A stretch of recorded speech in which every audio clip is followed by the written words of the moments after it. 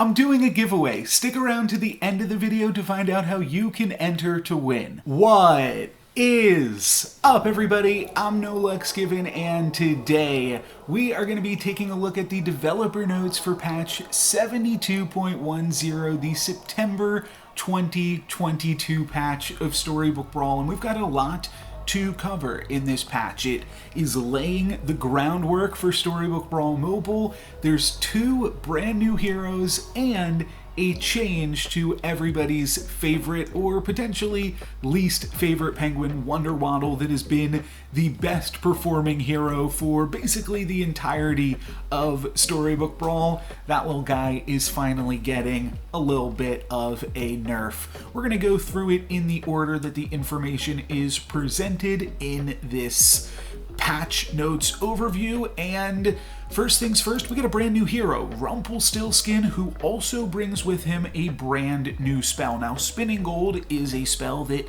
you're probably familiar with, at least by the name and the art. However, the effect is brand new. The old Spinning Gold, as we know it, I believe is now called Reckless Wager, and we'll verify that in a few minutes, but now Rumpelstiltskin has his own spell, just for him, called Spinning Gold, fitting a little bit more to his flavor. I'm sure this will get new art or something eventually to not just be a zoomed in art asset here, but Rumpelstiltskin is just this spell. So this spell is going to start in your opening hand when you play Rumpelstiltskin, and it's a very simple spell.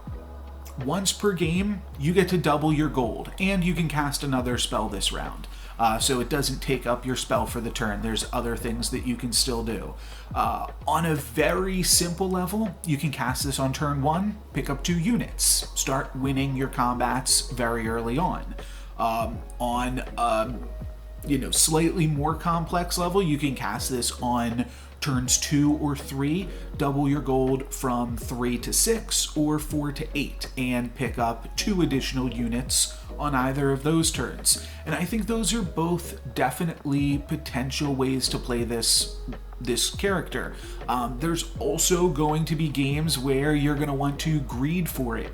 Hold it out for as long as you can and start to purchase some things, buy some golden chickens, then maybe start your next turn skipping a treasure that you got from Brave Princess in combat, selling off your hand and a few more characters, and then casting Spinning Gold and having like 20 gold to use with it. I'm also very curious how this is going to work out with Piggy Bank. If players are going to be able to grab that as their first treasure, there's a lot you can do with that. And of course it is a spell, so it will have some small synergies with mages in the early game.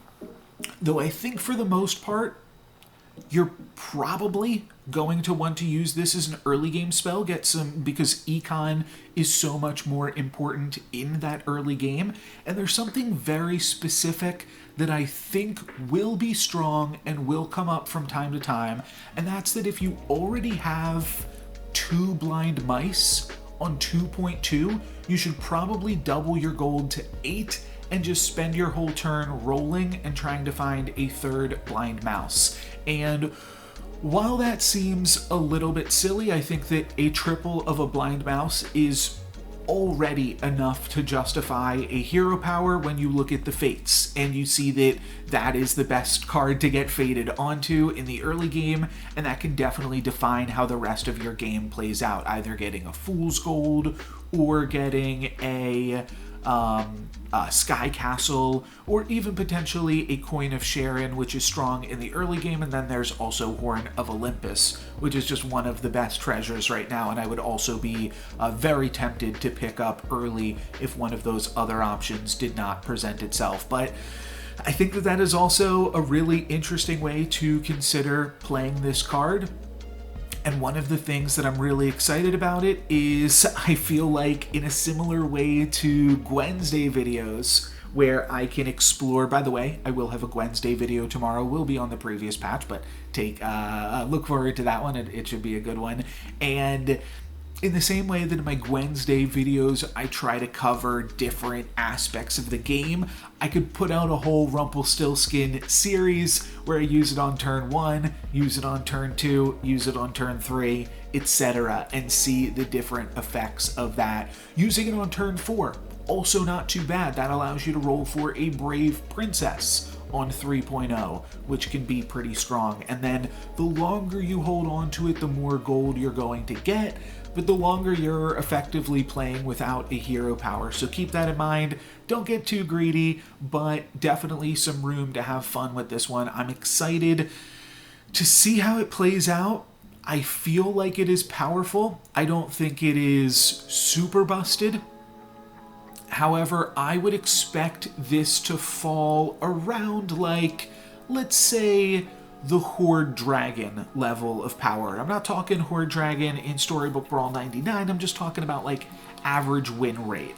So I'd potentially pick this over Horde Dragon just to see how Rumpelstiltskin lands and how it plays. I want to play the new stuff, but I don't think that it is going to be the most powerful hero. I'm excited to be wrong about that. The fact that you only get to use the hero power once means that there's only so much play that it actually has. However, like I said, there are a lot of different interesting opportunities for how to use this, and it's nice that now with this new hero, the devs have started to add this you can cast another spell this round technology. We're going to see that on the next hero as well.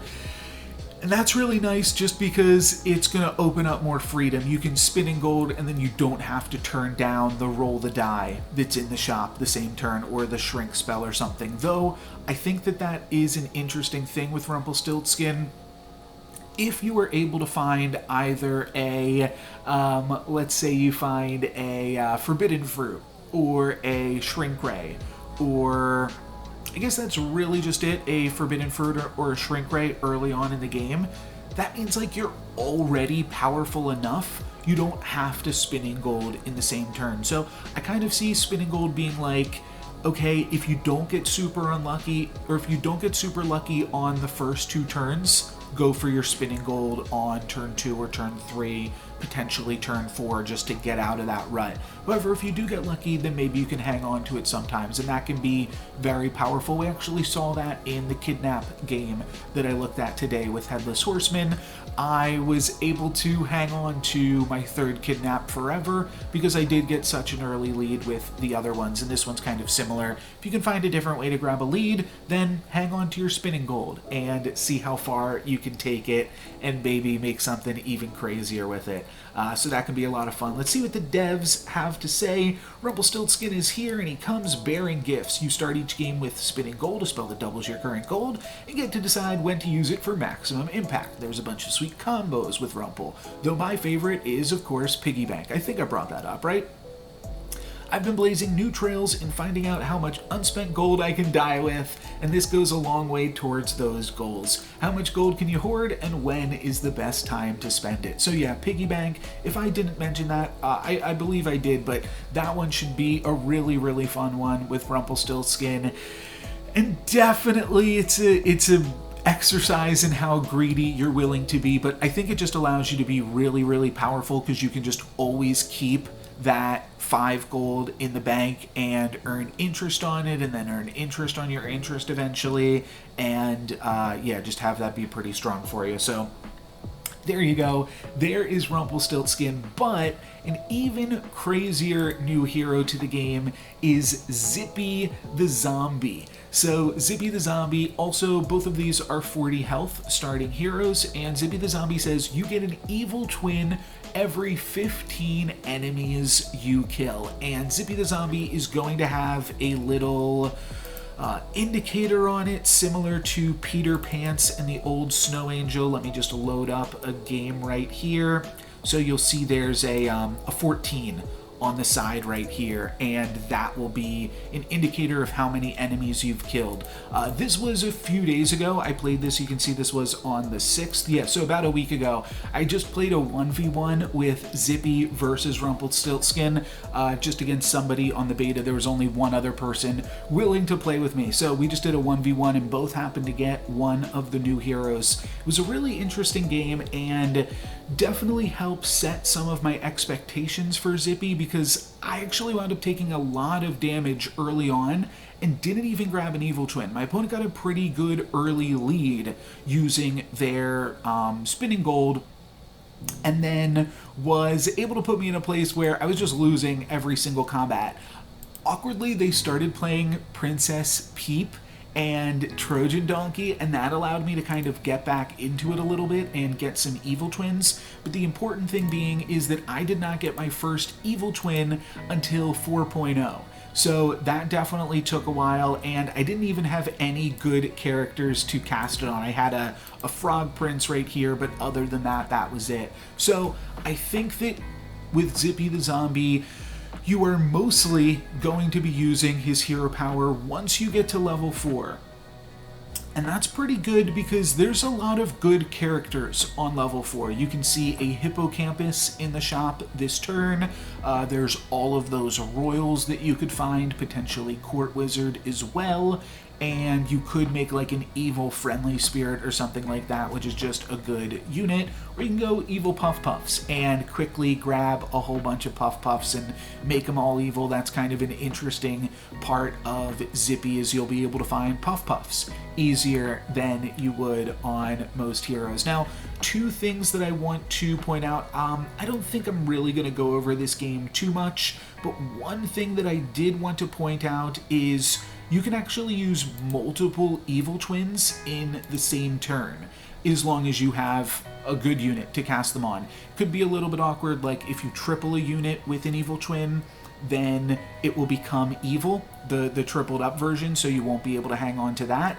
But I realized here that the evil twin did not actually take a spot up on the bench, and, oh, I guess I didn't actually make use of it this turn. Okay, well, let's not worry about playing through any gameplay footage. That's not really what this game is about. But you can cast another spell this round. That is not text that is on the actual spell Evil Twin, but it is going to be on Zippy's Evil Twins. And I did talk with the devs. They aren't going to be adding this functionality, at least at the current moment, to Gwen nor Headless Horseman. Coincidentally, the heroes that we are looking at in today and tomorrow's video.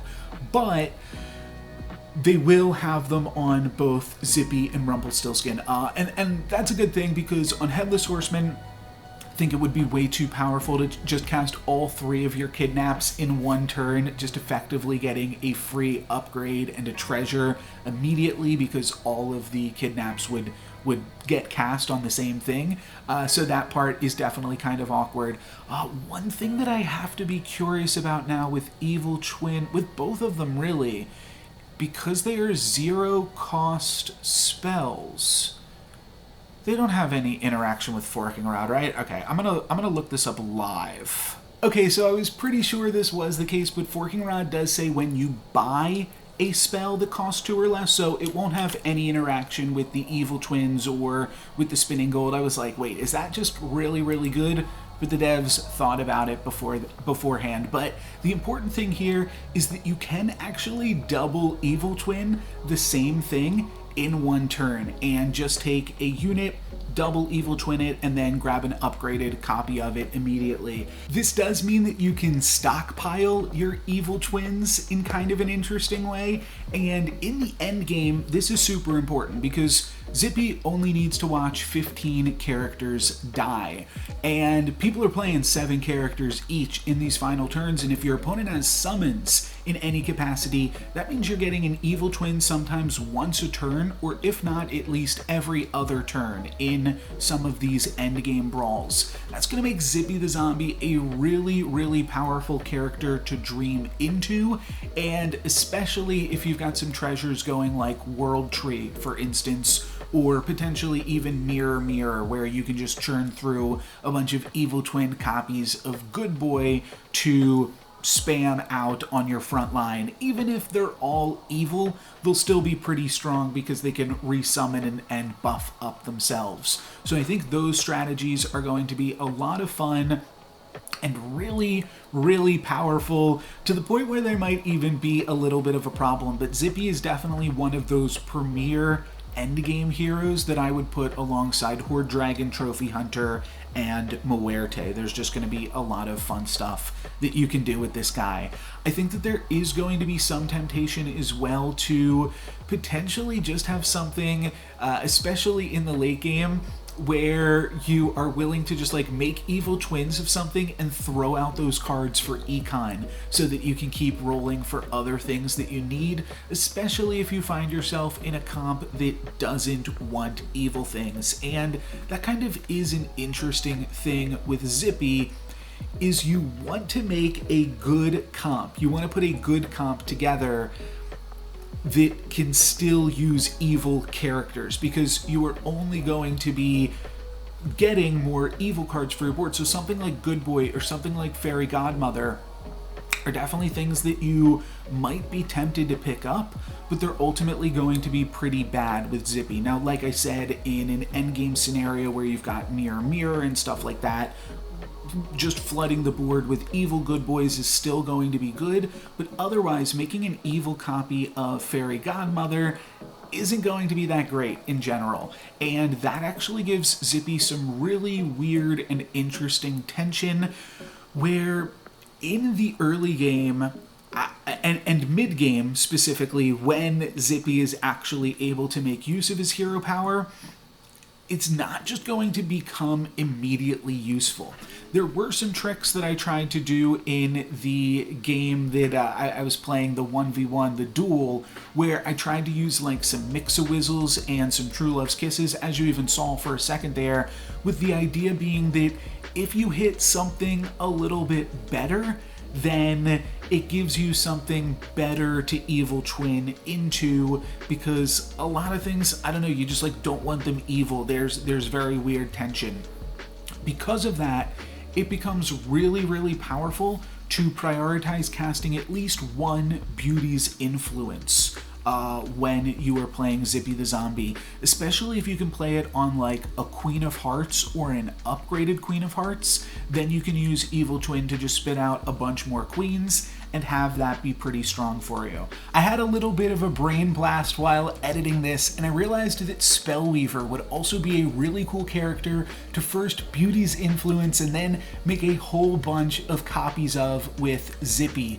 And that will allow you to not only fill your board with Spellweavers, but also hunt for Crystal Ball and Merlin's Hat, two really synergistic tier 3 treasures. Maybe Zippy is the new Wonder Waddle. And one other thing that I also realized I didn't really speak on fully was the fact that if you Mix-a-Whizzle into a good character and then double Zippy, you will be able to upgrade that. You'll triple it and grab a treasure, and then you'll keep that upgraded evil copy of whatever character you Zippied into. You don't have to worry about the Mix-a-Whizzle running out at the end of the turn. So that's kind of a interesting way to lock onto a Mix-a-Whizzle with Zippy at around like level 4. There's not that many good level 5 characters, but it can still happen and be a lot of fun.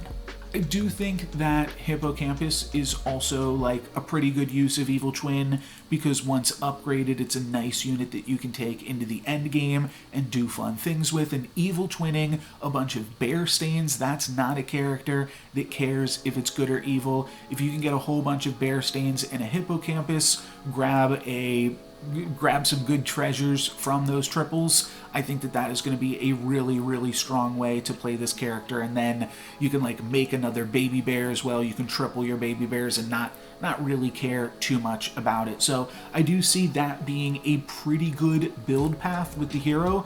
There's a lot of different ways to play this guy, and if you can find a Beauty's Influence to just start churning out some other things, I think that's also going to be a lot of fun and really powerful. So I think that we are like just scratching the surface of what Zippy can do. I think that Zippy is somehow a greedier hero than a hero that says double your gold on it, because I think that Rumpelstiltskin is more often going to be played to the later, to the like early end of the game. To the early part of the game is what I'm trying to say. But Zippy the Zombie, you don't have a choice. His hero power isn't going to be active until maybe 3.1 if you're lucky, probably 3.2 and 4.0 depending on how your combats go. And because you don't have a hero power, you're not that strong, so you might not be able to kill that many of your opponent's units. And that's going to be a really interesting part about it. Oh, and I guess Evil Twin, the art for Evil Twin is literally an evil Puff Puff. I never really looked at the art, but that is definitely a good hint for something that you could do, something that you could try out, trying to make some evil Puff Puffs happen.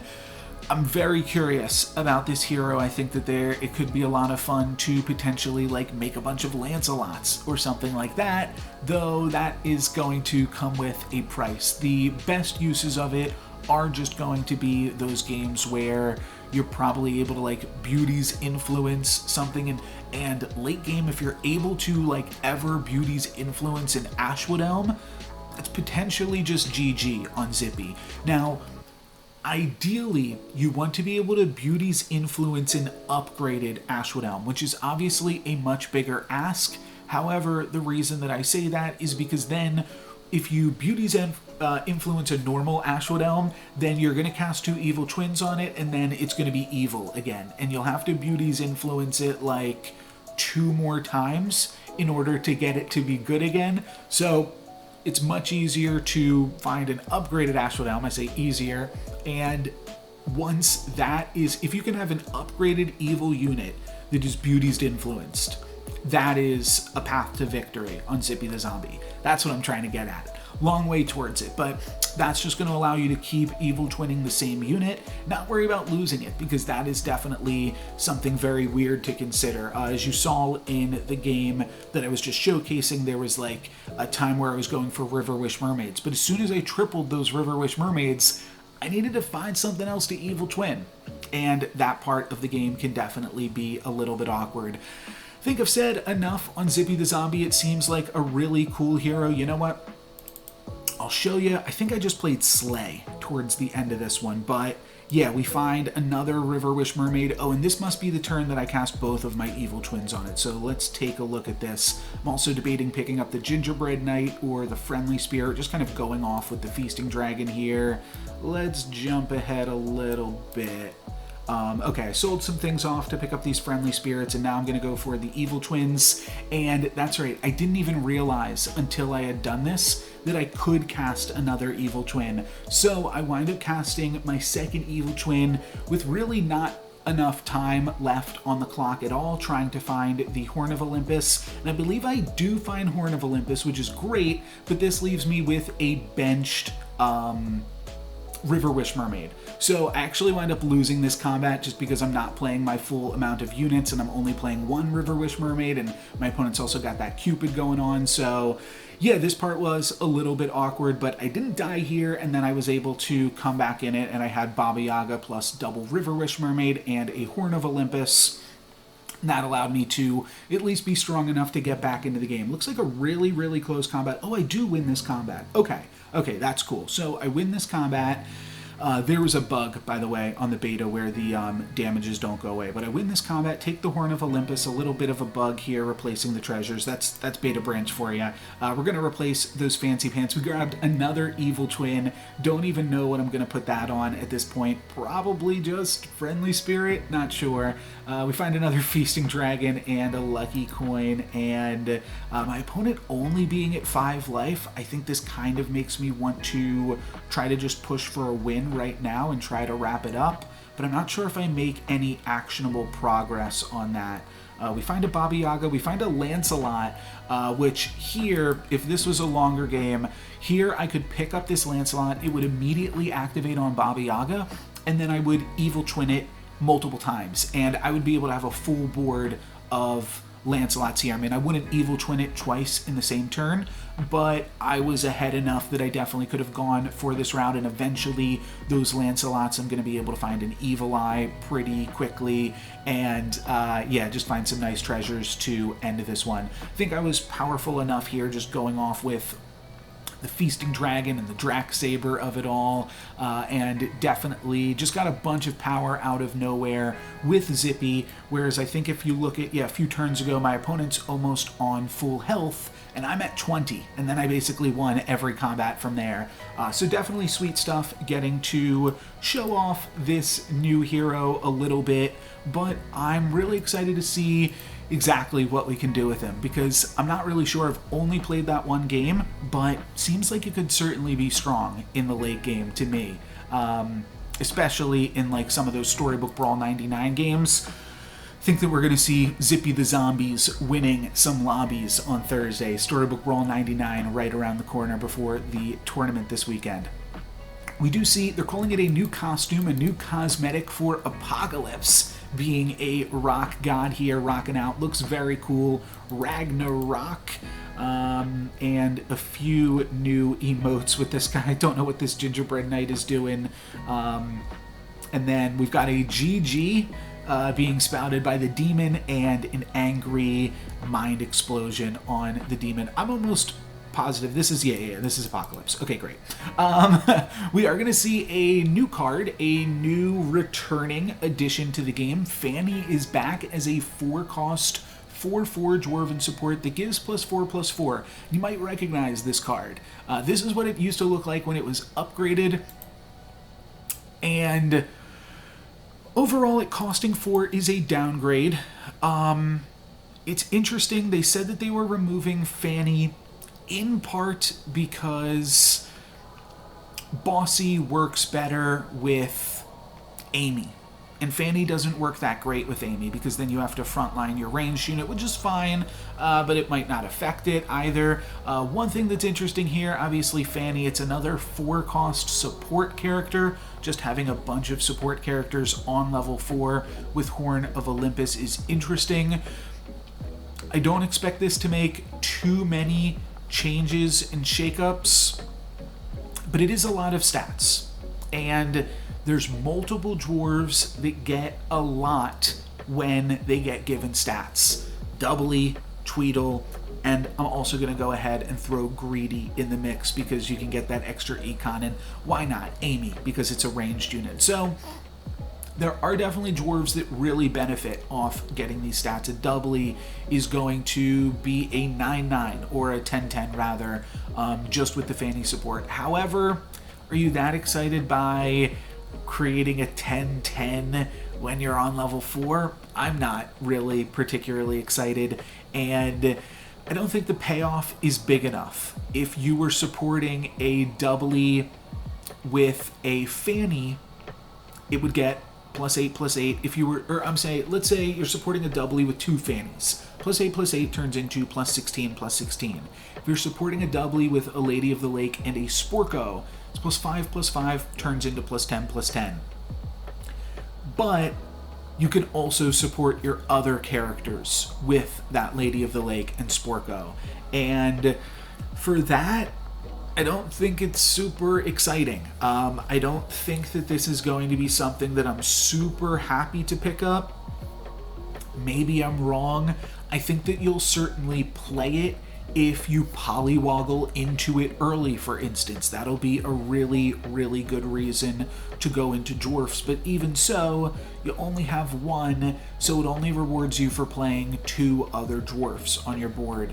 And Bossy is still like pretty weak. I think Amy is still kind of unexciting to me. So I don't think this is going to be the savior that dwarves need, but we'll see how it goes. +4/+4 is a decent amount. I think, like I said, this is mostly going to work like Lordy in that it's an interesting card when you get ahead, but otherwise isn't going to be the savior that dwarves need, and it's not going to be enough to push you into dwarves by itself. More like a True Love's Kiss or Polywoggle target. And we are also going to see probably the biggest change of the patch, just because Waddle has been so dominant in all of these patches for so long. It is my best performing hero, not close, and the only reason that it is potentially not your best performing hero is that Wonder Waddle is, I've always said, so powerful that you can make 100 mistakes on this hero and still win the lobby. Because there's just so much that this hero can do. And that was only exacerbated when Skip's Puzzle Rune was added to the game, as well as Merlin's Magic Slippers, which is another powerful 2-cost treasure. But really, every treasure that they've added on Tier 2 and Tier 3, you just say, oh wow, well, Wonder Waddle gets to get that easier than every other hero, and has definitely made this little guy a problem. So now Wonder Waddle is not going to be able to easily triple stags, donkeys, and pigs, but is still going to have just an easy time tripling something in the early game. And primarily the main strengths of Wonder Waddle now are going to come from Golden Chicken, providing additional econ, and 3 Blind Mouse, or just Blind Mouse, grabbing those early Tier 4 treasures. But you won't be able to find Crystal Ball early, you won't be able to find Treasure Map early. That's going to make Wonder Waddle feel a lot more fair. I think a lot of people want to know my thoughts, like how good is Wonder Waddle now? The honest answer, don't know. No clue. I'm going to be playing it. I'm going to be trying it out. I wish that I had a better answer for you, but so much of how I viewed Wonder Waddle for so long was actually about ignoring Tier 2 treasures and focusing on those Tier 3s. To the point where, when I used to play Wonder Waddle, and I have plenty of vids on this before Skip's Puzzle Rune came out, I would skip almost every Tier 2 treasure on this hero in favor of grinding out some Tier 3s. Now, there are still ways to get Tier 3s. The Locked Chest and the Runestones are both going to be ways to take a look for Tier 3 treasures. These are definitely going to be things that you're going to explore, just going to be less explosive. This also probably means that you have to scale back a little bit how greedy you can play on Wonder Waddle. And I think that that's a really interesting aspect, because it might have just made Wonder Waddle better. I know I'm talking crazy right now, but I think that this might be a buff to Wonder Waddle for some of you that maybe watched too many of my videos where I get really lucky and try to force Hat Ball on this hero. Reason I say that is because there are just so many things that Wonder Waddle can still do, and I think that there were a lot of areas that people didn't explore, trying to get really lucky and trying to have the hero carry them. I'm playing a little bit loose to get there, myself included. I love having fun when I'm playing Storybook Brawl, and part of that is just blind rolling and making silly plays. I think now you have to play Wonder Waddle a lot more regimented. I'll have to take another look at the Tier 2 treasures. My gut is really that Skip's Puzzle Rune plus Polywoggle is going to be the new way to play Wonder Waddle. You're just going to pick up all of each of those characters, treasures rather. You pick up all the Polywoggles, all the Golden Chickens, all the Blind Mice. That didn't really change. You were doing all of those things before, but now you're just going to hyper roll for those things on level 3. Try to get the Skip's Puzzle Rune, skip to level 5, use an upgraded Polywoggle to grab an upgraded Tier 6 character, like a Lordy or a Jormungand or an Ashwood Elm, and then you've got your comp from there. So I think that's what a lot of what we're going to see Wonder Waddle be, though there are definitely scenarios like, you take a Brave Princess or something like that, or you still find yourselves with a Tier 3 treasure from time to time. It's going to happen with Runestones, Lock Chest, Brave Princess, or just au naturel, picking up a Tier 3 triple. So that's still going to happen, just not as often, and that's probably a good thing. And Wonder Waddle still has plenty of tools at his disposal, as hopefully I've illustrated. I think that, just going for the Wizard's Familiars as heavily isn't going to be as useful. And typically, I would also spend my time picking up Spellweavers while playing Wonder Waddle. I don't think that that's crazy to do, but we'll certainly have some more interesting... it'll be tougher it'll be tougher to do. And that'll just make it more exciting when it does still happen. So I do think that Wonder Waddle is good. My gut is still telling me that Wonder Waddle is going to be pretty good. So that's what I have for you. It's not going to be the best hero in the game anymore. Might be like 6th place around the power of like Cursed King. Think of it like an econ hero that sometimes also has the ability to pop off. Put it in like the Cursed King Share Bear region, though you're probably picking it over those because it's new and you already have it unlocked regardless, and yeah, you won't have to like rebuy it, by the way. But definitely, I think this is one that I am really excited to explore. I'm excited to explore all 3 of these new heroes on this patch, and Wonder Waddle is new, is different, it's a little bit weaker, and we'll see how strong it still is. I think it's still going to be pretty good. And they say that here in the dev notes. The addition of Skip's Puzzle Rune really put it over the top, and I've been saying that basically since Skip's Puzzle Rune came out, so there we go. But there's still a whole bunch that this hero can do, and I think we will still see that. So, Princess P now has become Empress P.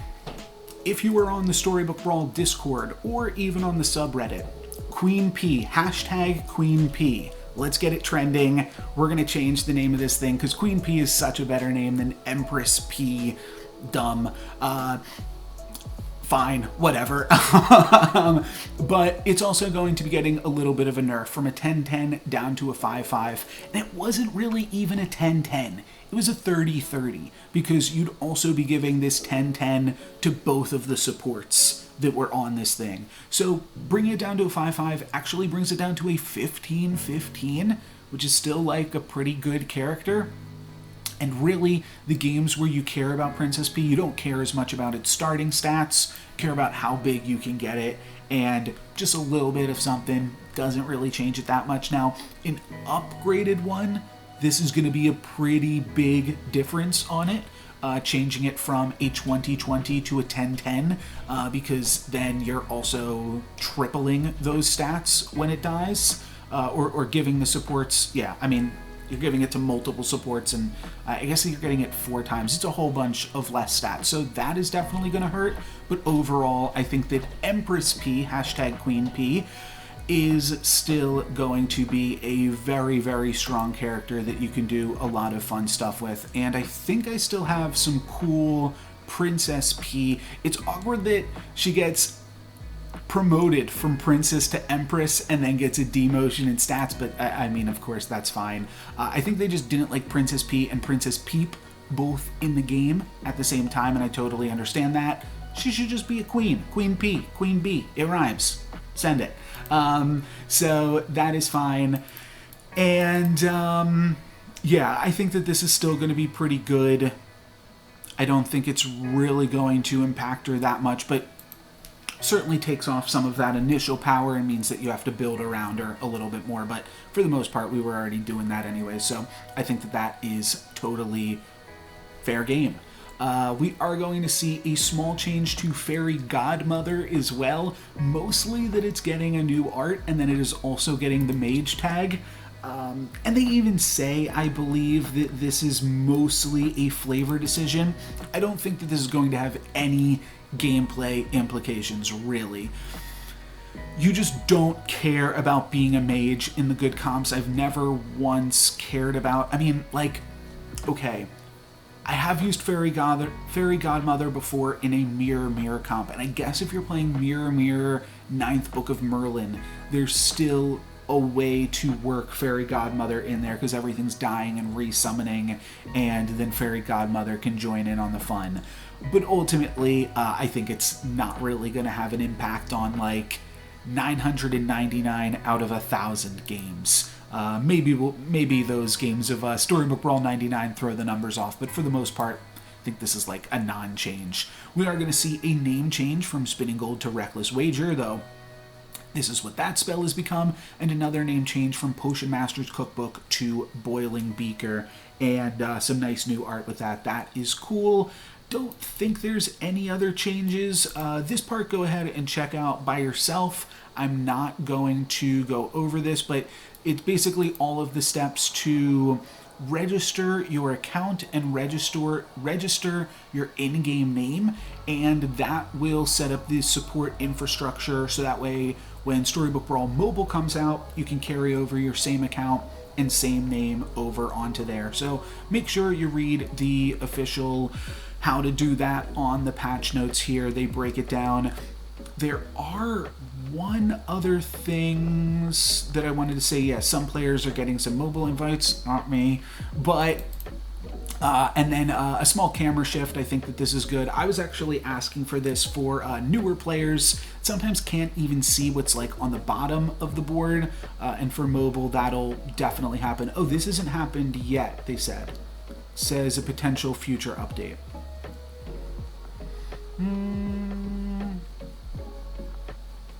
Okay, so some of this is coming, but not here yet. They're just teasing, giving us a little bit of insights, and then there's going to be a little bit more ways to add cosmetics to the game, which is always nice. We are going to see some new arts in this patch, which is really cool. I think that they've been teasing a lot of these on Twitter and on Discord, potentially Facebook, Instagram, other platforms as well. But a lot of these arts are really, really cool. I know that a lot of the devs were excited about this Green Knight art. I'm really impartial to Nyan Sea Terror. I think that it looks like something straight out of Where the Wild Things Are, and is a lot of fun. And I also think that Bad Moon is cute, and Crystal Ball has been needing some love and respect for a long time, the most powerful treasure in the game being kind of terrible looking. And then we also see a new art on Fallen Angel, as well as some other ones, even Fountain of Youth getting some love for a treasure that should probably be removed, in all honesty. Aeon as well. I thought the old Aeon art was actually a little bit under-respected. Old Aeon art I thought was pretty good, but we're going to be grabbing some new art on that, and there's a full list of what's getting changes here. I do want to look through these bug fixes and improvements as well, because that is where last time they hid the... Let me just make my camera a little bit smaller. This is where last time they hid the fact that they took away pools. So let's just make sure that we look over all of this. I do know one thing that is in here, right here, but fixed an issue where the roll button wouldn't trigger. No, fixed a bug where the... I mean, I just don't know what this is. Okay, this one I asked for. It was a little bit awkward. When you did Storybook Brawl duels, you would get a crown every single time, and I felt like that was unfairly inflating my crown count. Now, I think that we could potentially still get crowns for games of 6 players. That's totally fine, but I personally don't want to have my crown number be like artificially inflated, because I'd rather it be a little bit more accurate just for me. And I kind of feel I might even contact the devs and ask them to like take some of my crowns away or something like that, just so that way it feels more like an accurate number. This one I'm not sure about. Candy Rain will now correctly buff characters you got during the previous brawl, and not characters that were transformed during the previous brawl. Don't know what that means. I can kind of guess what the first half, or I know what the second half means. Second half means that if you Mix-a-Wizzle something, and then the next turn you Candy Rain, the Candy Rain won't hit that temporarily Mix-a-Wizzled unit. That's a good thing. That part was awkward. I'm not really sure. I think I need like a breakdown of what exactly gets Candy Rained now and what doesn't. And I think it was in my video. If it wasn't in my video one of the past 2 days, it's in one of my videos like either today, tomorrow, or the next day. A really interesting board where I Candy Rain and it hits like one unit. It hits a flipped Cindy, a flipped Frog Prince, and then 2 characters that I bought from the shop this turn. That is... when was that? I'm not sure. But yeah, that was... Candy Rain definitely has some weird interactions in what it considers a new character. but I don't really know exactly what this is saying. Maybe somebody can help explain it to me. But this, I think I actually had a hand in getting into the game, because Snow Angel was the only character that did not do anything when you dreamed into it. So I said you should be able to get a good character when you dream into Snow Angel, and they put it in. So that's sweet, just because, I don't know, it was weird just like only having 3 options there. And now Snow Angel will actually be a legitimate dream target sometimes. Potentially a chance to get one of the, you're either getting Princess P, Bearstain, Good Boy, Hercules, or Green Knight. You're getting one of those 5, I think, unless I'm missing something, but I think it's just those 5. And that's pretty good for, and it was all a dream spell. So I think that that is pretty fun, especially when you're like double dreaming or something like that, just trying to get some value. Fixed issues with not being able to replace treasures when gaining multiple new treasures at the start of the round.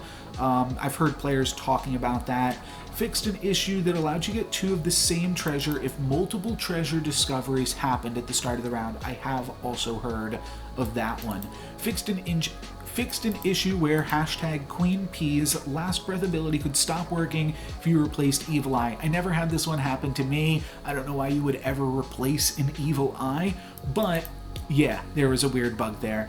And fixed an issue where Pan Shadow could get level 2 and 3 shop characters after replacing a Staff of the Old Toad. That's pretty funny.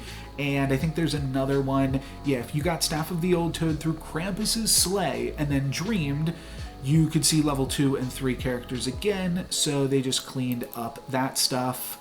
Reconnection. Oh, okay, I brought this one to their attention as well, yes. When you reconnected to the game, if you like disconnected and your client crashed, you would not be able to see the highlighted hero to know who you were playing against next. And now you can. Cleaned up what slot cards added to the shop get put in. Most relevant for Fates and also probably Ogre Princess. So that's pretty interesting. Added an untapped link to the main menu. Very cool. Improved our pairing algorithm. Oh yes. This is actually a very huge change that they just subtly hid at the very end of the article again. So a lot of players were asking for this. The matchmaking early on in the game was random, but often felt very unfair, where you would play like the first person that you'd play against, you'd hit them at least one more time on either 3.0, 3.1, or 3.2.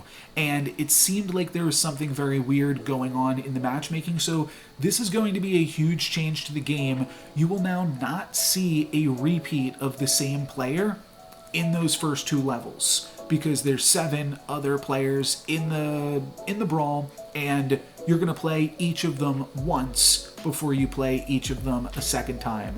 And that is going to make the games feel a little bit more fair, a little bit more interesting. You know, it's hard to balance the amount of player interactivity in a game like this, because you only get to play one player each round, and there's 7 other players in the lobby, so you're never really going to feel like you've got an excellent read on everybody. I do think that they are planning some more scouting tools into the game. I know that Battlegrounds and TFT both answer scouting in different and interesting ways, and I'm curious how Storybook Brawl is going to potentially answer that as well in the future, because part of, I think, a lot of players' pushback from the change to pools was that players wanted to feel like they were interacting more with the players that were in their lobby, and it felt like that was something that got taken away from them. And hopefully with some more scouting things, it is going to increase the overall skill required. Theoretically, you could also just potentially not care about it, but arguably if your opponents are caring about it and you're not, then they are having an advantage over you. So it is going to create an overall, like, more just information in the game, right? That's the way to put it. is going to reward players more that are acting and paying attention to all of the information be presented. But I think that players want that. I think they want to feel like their game is more interactive, and maybe even, you know, I've only played in one 6-player lobby so far. Actually, I played in 2 of them. But that's like kind of an interesting aspect to the game as well.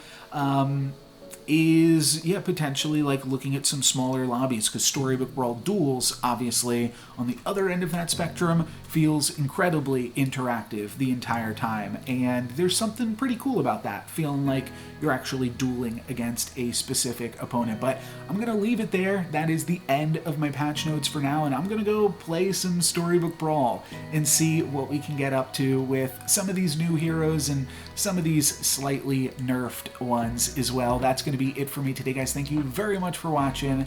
I'm No Lux Given. Peace. This week's giveaway word is dust. Each week I use a new code word. That's just to distinguish who's commenting for which week, and the reason I have you guys say a code word, that way I can tell who is interested in the dust and who's just commenting to say hi or that they enjoyed the video, stuff like that. You can definitely do both. Just make sure you include this week's code word. You can also enter as many times as you want per week, once per video. You can go back, leave comments on old videos, just make sure they include this week's word, but there's no limit to how many times you can enter, other than, I guess, the amount of videos that I have. And I've been putting out a bunch of Storybook Brawl videos since last October, so yeah, there are a bunch of opportunities to enter to win. You can go through the backlog and watch some of those, but it's been really fun to receive the comments from you guys, get that level of interaction. You can also come join me on my Discord, which I'm trying to grow right now, just so that I have, feedback on my titles and thumbnails and things like that, but I also have some fun ideas for special game modes that I could make work with lobbies of players in the future. So feel free to check that out as well. There is a link to that in the video description, and help me climb on my way to 1,000 subscribers. I'm getting there slowly but surely, and thank you guys all very much for your support.